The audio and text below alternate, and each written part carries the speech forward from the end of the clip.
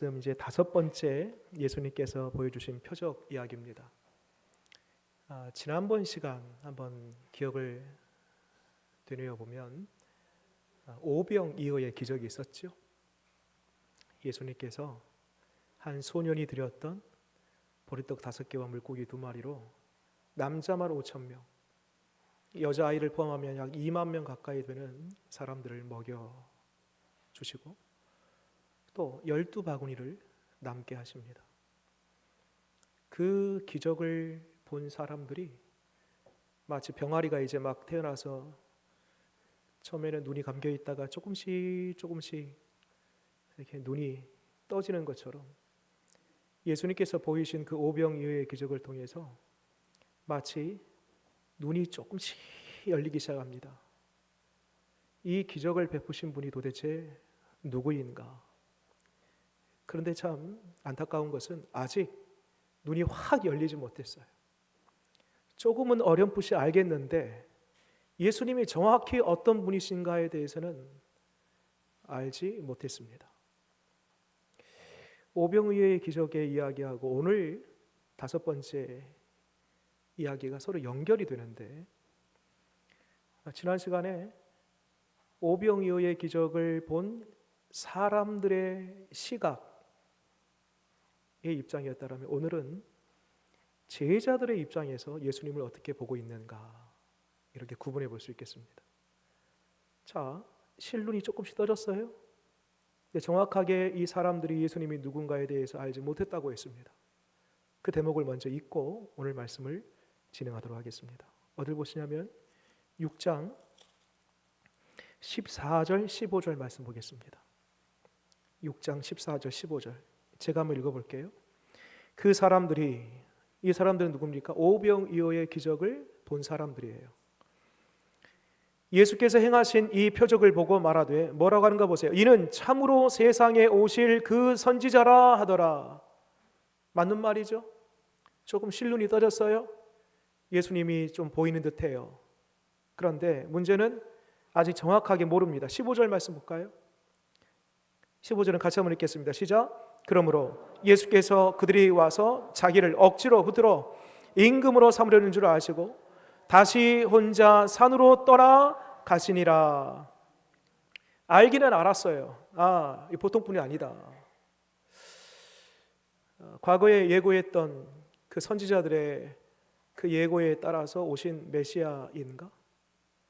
어렴풋이 알았는데 저들이 예수님을 뭘로 삼고 싶었다고요? 자기의 임금으로 삼고 싶었는데 사실 이 말까지는 맞는 말이에요. 자신들의 왕으로 삼고 싶었던 것이죠. 근데 문제는 어떤 왕으로? 그저 저기들의 허기진 배를 채우는 왕, 로마의 철권 정치를 무너뜨리고 이 나라를, 우리 백성을 그 로마로부터 건지실 분, 이 정도의 정치적 메시아로 예수님을 오해했다라는 것입니다.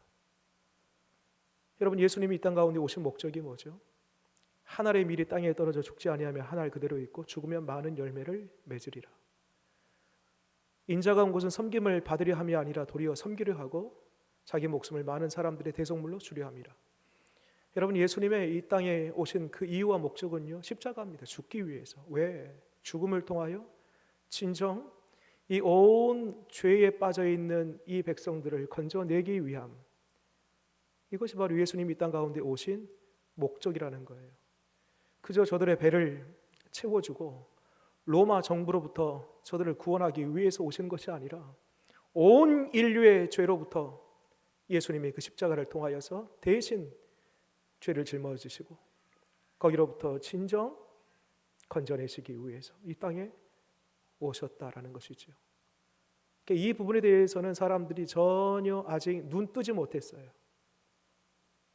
단지 현상적인, 현실적인 자기의 필요를 따라서 지금 예수님을 왕 삼고 싶었던 것입니다. 예수님이 정확하게 이 사람들의 마음을 아시고 그 다음 행동을 볼까요? 16절 오늘 말씀의 시작입니다. 저물매 제자들이 바다에 내려가서, 그 다음에 바다에 내려가서 뭐 했나 봤더니 그 다음 17절 말씀 보니까요, 배를 탔답니다. 자, 오늘 16절, 17절 말씀을 가만히 보면은 제자들이 자발적으로 바다에 내려가고 스스로 알아서 배에 탄 것처럼 보이죠? 근데 그렇지 않습니다. 오늘 말씀이 동일하게 이 이야기가 기록된 책이 마태복음 14장에 또 동일한 이야기가 있는데 거기 보면 이런 구절이 있습니다. 들어보세요. 마태복음 14장 22절에 예수께서 즉시 제자들을 재촉하사 자기가 무리를 보내는 동안에 배를 타고 앞서 건너편으로 가게 하시고, 이런 표현이 있습니다. 그러니까 지금 오늘 요한복음에서는 제자들이 스스로 알아서 바다에 내려가서 배를 타고 움직이는 것처럼 보이지만 그게 아니고 예수님이 그 모여있는 무리를 다 강제 해산시킵니다. 흩어졌어요. 그리고 방강제로 예수님께서 제자들에게 태워 보냅니다. 제자들의 전혀 의지와는 상관없이 예수님께서 강권을 하셔서 사람들을 흩으시고 제자들을 지금 바다에 보내셔서 배 띄워 보낸 거예요. 왜 그랬을까? 궁금하지 않습니까? 지금 오병 이후의 기적이 끝난 그 자리는 어떤 자리예요? 사람들의 환호성과 박수갈채와 예수님의 이름과 그 제자들의 이름이 높임을 받는 자리입니다. 좀 더 있으면 안 되나요? 거기? 왜 예수님께서 막 서둘러서 여러분들 다 집으로 돌아가시오. 다 돌아가시오. 제자들 너희들 빨리 배 타. 아니 지금 예수님의 제자들의 그 이름이 높임받고 명성이 높아지고 저로의 기회 아닙니까? 영광이 머무는 그 자리 좀 더 있으면 안 돼요? 제자들이 배를 타고 가면서도 강제로 예수님 참 이상하다. 좀 있게 하시지. 사람들이 다 우리를 보고 있는데 이목이 집중되고 지금 박수를 치고 있는데 좀 받고 좀 있다가 가시지. 왜 굳이 이렇게 급하게 서둘러 가라 하시나?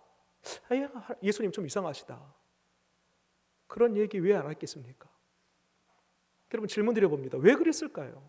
그 영광의 자리, 예수님과 그 제자들의 이름이 높임을 받고 있는 그 명성의 자리, 기분 좋잖아요. 왜 예수님이 그 자리를 빨리 피하라고 했을까? 이유가 있습니다. 여러분 성경에 보면 선줄로 생각하는 자 넘어질까 조심하라. 여러분 우리의 위기는요 늘 정점에 이르렀을 때 위기가 찾아옵니다.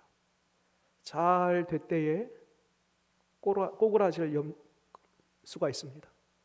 기도의 응답이 될 때에 가장 위험합니다. 잘 나갈 때에 어려움을 당할 수 있습니다. 우리의 위기는 평소에 오지 않고 잘 되는 그 정점에 이르렀을 때에 반드시 위기가 오는 것입니다.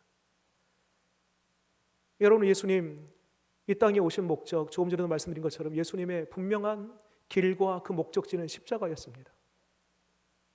박수가시를 받고 영광이 있는 그 자리가 아니라, 거기가 최종 목적지가 아니라 십자가가 예수님이 가야 할 최종 목적지였기 때문에 혹여라도 사람들의 그 이목과 박수갈채와 그 환호성 때문에 그 방향과 그 목적지가 흐려질 것에 대한 두려움과 염려로 주님은 급히 그 자리를 피했던 것입니다.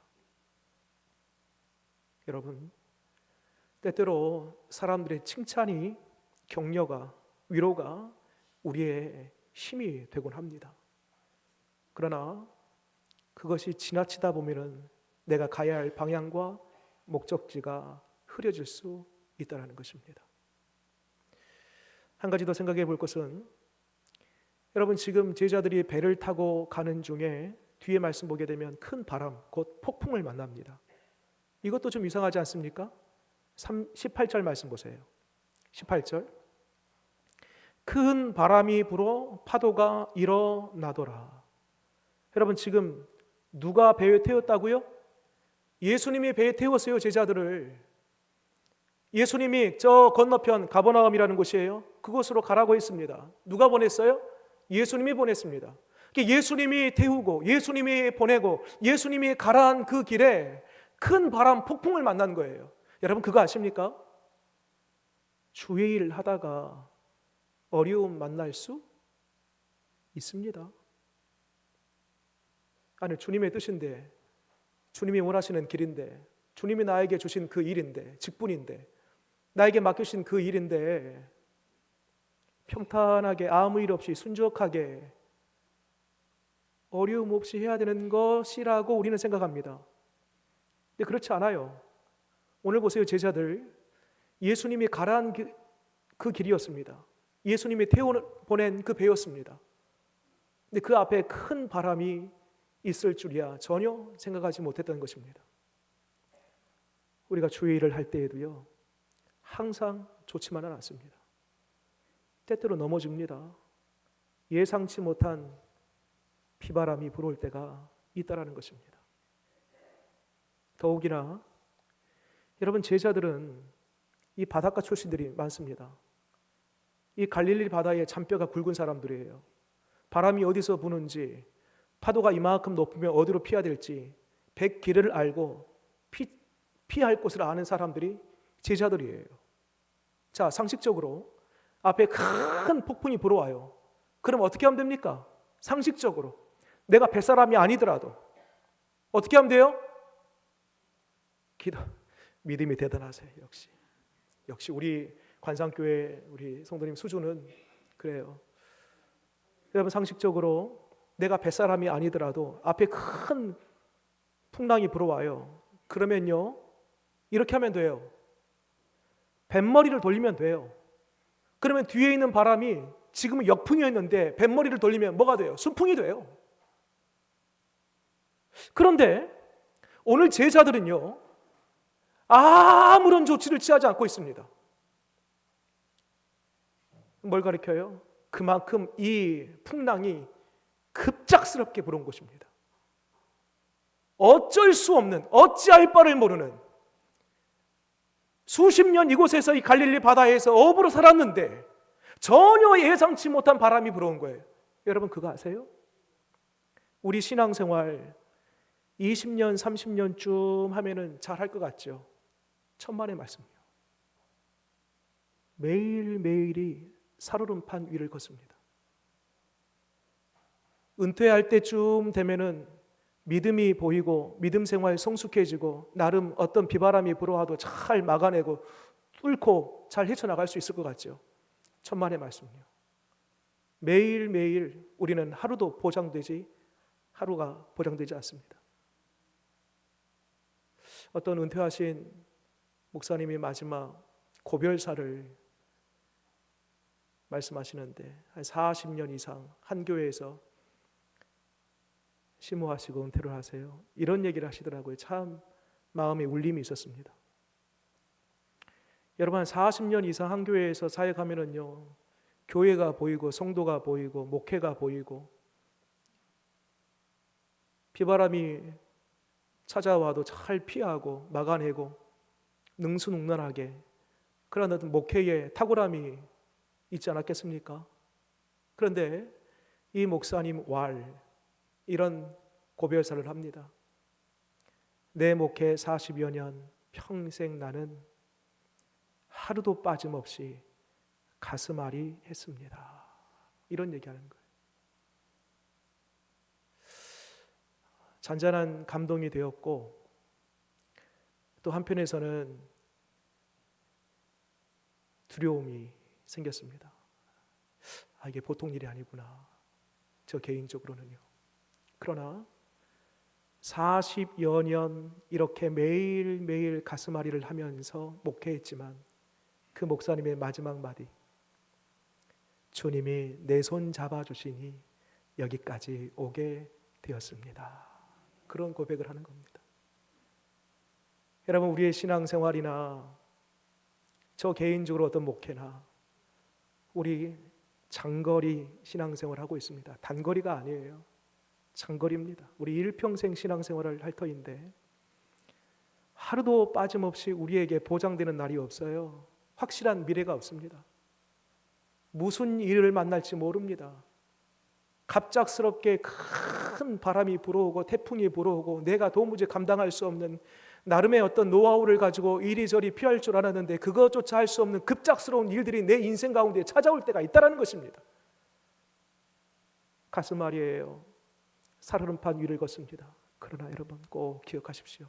그때에 우리 주님이 내 손 잡아주시면 그것도 저것도 어떤 것도 이겨냄을 믿으시기 바랍니다. 19절 말씀 보세요. 사투를 벌리면서 피말리는 싸움을 제자들이 하는데요. 우리는 그냥 평이하게 제자들이 노를 저었다 이렇게 읽었는데요. 목숨 건 시간입니다. 제가 읽어보겠습니다. 제자들이 노를 저어 10여리쯤 한 4km 정도 되지요. 여러분 4km면은요 우리 육지에서도 4km가 꽤 먼 거리거든요. 근데 바다는요 다릅니다. 지금 큰 바람이 불고요 높은 파도가 일럭입니다. 여기에서 4km는요 보통 일이 아닙니다. 그래서 예상컨대 지금 4km쯤 노를 저어갔다 힘을 다해 사력을 다해 목숨 걸고 거의 지금 탈진 직전까지 온 거예요. 좀 더 읽어볼까요? 예수께서 바다 위로 걸어 배에 가까이 오심을 보고 두려워하거늘. 누가 찾아오세요? 예수님이 찾아오십니다. 여러분 성경에 보면은요 우리 하나님이 찾아오는 그 시각을 가만히 보면은 벼랑 끝에서 꼭 찾아오세요.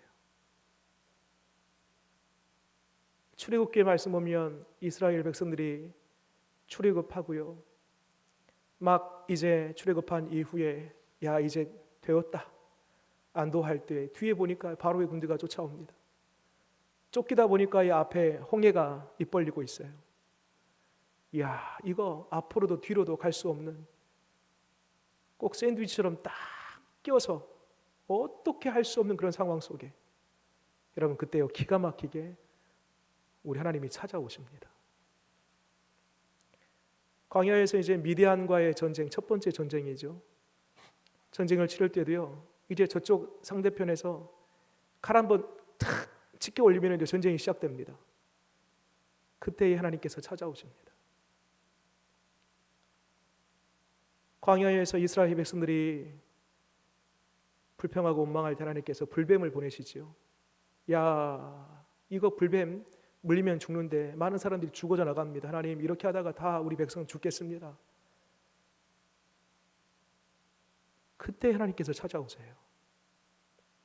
신약 성경을 보면 나사로가 죽었어요. 이미 죽은 지 나흘이 되었답니다. 끝난 것입니다. 그때 예수님이 찾아오세요.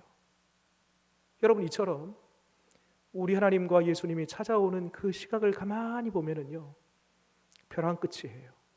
중요한 것은 벼랑 끝에서 내가 떨어지기 직전에 모든 것이 끝나기 바로 그 직전에 내 숨이 멎는 그 직전에 하나님 더 이상 나 아무것도 할 수 없습니다. 탈진하기 바로 그 직전에 우리 하나님은 반드시 찾아온다는 거예요. 하나님의 사람들 하나님께서는 그냥 내버려 두지 않습니다. 여러분 궁금하지 않습니까? 좀 일찍 찾아오시지. 바로의 군대가 쫓아오기 전에 좀 찾아오시지. 미디안과의 전쟁하기 전에 먼저 미디안 사람들 정리해 주시지. 불뱀 물리기 전에 하나님께서 제거해 주시지. 나사로 죽기 전에 하나님께서 살려두시지. 왜 굳이 벼랑 끝에서 하나님 찾아오시나? 그 이유는 하나님의 하나님 되심을 나타내기 위함인 것입니다. 여러분 평소에는요 우리가 하나님을 느끼지 못해요. 잘 몰라요. 우리가 입으로 하나님 부르고 기도하고 나름 하나님 믿습니다라고 우리의 신앙을 고백하지만은요 진짜 우리의 믿음이 어디에서 발휘되냐면 위기를 만났을 때 우리의 믿음이 발휘됩니다. 진짜 내 믿음이 언제 선명하게 드러나냐면 위기 앞에 찾아오신 그 주님을 보면서 진정 하나님이 살아계셨군요. 진정 내가 주님을 믿습니다. 라고 그 위기 앞에서 하나님의 하나님 되심을 확실하게 믿게 된다는 것입니다. 그래서 여러분 죄송합니다. 저를 따라서 같이 한번 해보겠습니다. 고난당하는 것이 나에게 유익입니다. 그래요. 고난으로 끝내지 아니하시고 고난을 통과하면서 하나님의 하나님 되심을 나로 하여금 믿게 하시고 내 믿음 한껏 그 고난을 통하여 자라나게 하시니 고난이 우리의 유익이 되는 것입니다. 이렇게 기진맥진하여서 탈진할 바로 그 지점에 우리 예수님께서 찾아오세요. 그러면서 다른 말씀 없으세요? 얘들아, 이 태풍은 말이지, 이 폭풍은 말이지 어디에서 불어왔고 그 바람의 세기는 이만큼 되고 언제쯤이나 물러갈 거야. 이런 거 없어요. 그 폭풍에 대한 설명 1절 없어요.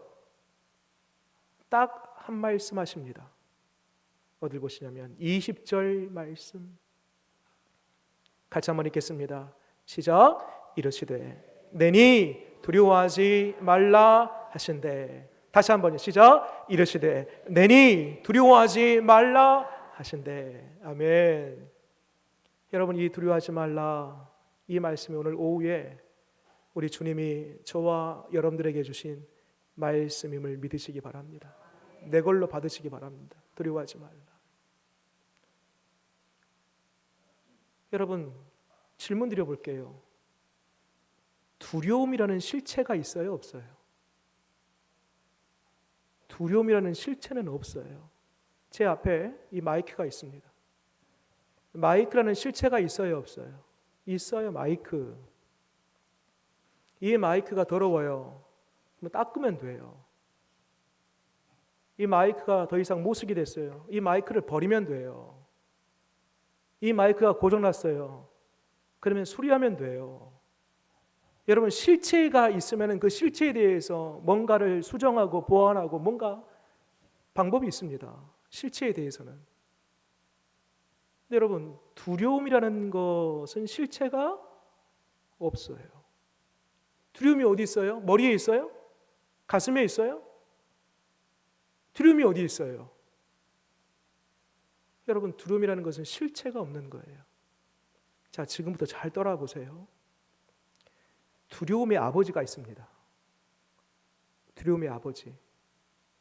그 두려움의 아버지는 뭐냐면 불안입니다. 불안. 그러니까 불안이 두려움을 주는 거예요. 자, 한 단계 더 가볼게요. 그럼 불안함은 어디서 찾아오는가? 내 삶에 대한 불확실성 때문에 불안이 찾아옵니다. 그러니까 앞으로 이 일이 잘 될까 안 될까, 망칠까 성공할까, 실패할까 아니면 대박이 날까, 불확실성이에요. 그런데 우리 죄의 본성을 가지고 있는 우리는 이 두 가지 길, 잘 되기도 하고 못 되기도 하고 성공하기도 하고 실패하기도 하고 오르기도 하고 내리기도 하는 이 불확실성 속에서 죄성 가진 우리는 꼭 어떤 것을 선택하냐면 안 되고 실패하고 떨어지고 망가지는 것을 늘 생각합니다. 그러니까 미래에 대한 그 불확실성이 불안을 낳고 불안이 두려움을 낳는 거예요. 자, 마지막 한 단계 더. 그러면 미래에 대한 그 불확실성, 안 될 거야, 망할 거야, 실패할 거야, 그 불확실성은 어디서 오는 것인가? 그것은 바로 내 자신에 대한 불신으로부터 기인된 것입니다. 정리해 볼게요. 내 자신에 대해서 불신을 하니까 나는 미래의 불확실성, 안 될 거야, 실패할 거야. 그러다 보니까 불안함이 찾아오고 그 불안함이 결국 두려움을 낳게 되는 거예요. 자, 그러면 거꾸로 이 두려움을 제거할 수 있는 방법은 뭘까요? 가장 원초적인, 가장 뿌리 깊은 곳에 뭐가 있었다고요? 두려움을 낳게 한 가장 밑에 그 심조에 뭐가 있었어요? 나에 대한 불신. 나에 대한 그 불신이 불확실성, 불안함, 두려움을 낳았다라면 이 두려움을 제거하고 두려움을 극복하기 위해서 가장 필요한 것은 뭐냐면요, 나에 대한 불신이 아니고 이제는 나로부터 옮겨놔야 돼요. 가장 확실한 곳으로, 가장 확실한 분으로. 누구세요? 하나님이 하나님. 그러니까 두려움이라는 것이 나로부터 쭉 올라가서 두려움이 생겼다면 이제는 시선을 나에게서 어디로 옮기냐면 가장 확실한 분으로 옮기는 거예요. 주님께 나의 시선을 두고 주님께 가면, 주님을 의지하면 주님은 확실한 분이세요. 주님은 우리의 미래에 대해서 약속을 통하여서 된다, 함께 한다, 그렇게 될 것이야 라고 약속해 주신 분이에요. 그러므로 그 주님이 우리에게 확신이 되기 때문에 결과적으로 두려움은 떠나고 우리에게 담대함이 생겨나는 것입니다. 그래서 여러분 보세요. 다시 한번 20절에 두려워하지 말라, 두려워하지 말라, 그 앞에 중요한 단어가 있네요. 뭐라고 합니까? 내니. 다르게 표현하면 너 자신을 보면서 불확실성, 너의 자신에 대한 불안함, 너의 자신에 대한 불신, 너의 자신 때문에 일어난 두려움, 그거 말고, 네 말고 나 봐, 나. 내니, 나니. 나로부터 시작해라. 나 보면 확실해질 거야. 나 보면 두려움이 아니라 편안해질 거야. 나 보면 마침내 두려움은 사라지고 자유와 기쁨이 생겨날 거야.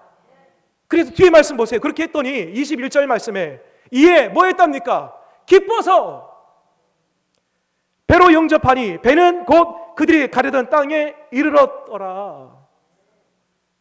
20절과 21절 완전히 다르잖아요.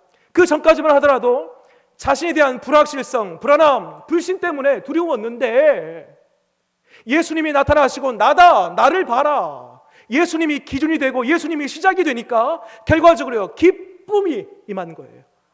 그리고 그 끝이 뭐예요? 그들이 가려던 땅에 이르렀더라. 주님이 데려가십니다. 주님과 함께하면 마지막 목적지까지 가는 것입니다. 여러분, 이 은혜가 저와 여러분 가운데 있기를 바랍니다. 무엇 때문에 두려워하십니까? 무엇 때문에 염려하십니까? 무엇 때문에 불안해하십니까? 도대체 여러분들 앞에 놓여져 있는 불확실성이 무엇입니까? 온통 나만 보면 불안함 그 자체입니다. 그러나 우리의 시선을 나로부터 떼어서 주님께로 향할 때에 우리 주님은 바람과 파도를 잠잠케 하실 뿐만 아니라 순풍에 돛달듯 우리를 마지막 목적지까지 안전하게 우리를 데려갈 유일한 분이심을 믿으시기 바랍니다. 기도하겠습니다. 주님, 실체도 없는 두려움, 이제는 왜 내가 두려워하는지 알았습니다. 나를 보고 내 자신에 있는 그 불안함, 불확실성, 결국 나를 보니 두려웠던 것입니다. 주님, 이제는 나의 시선을 주님께로 옮깁니다. 가장 확실한 분, 가장 안전한 분, 나를 목적지까지 데려다 주실 분, 오직 주님만 바라보게 하시옵소서. 예수님 이름으로 기도드립니다.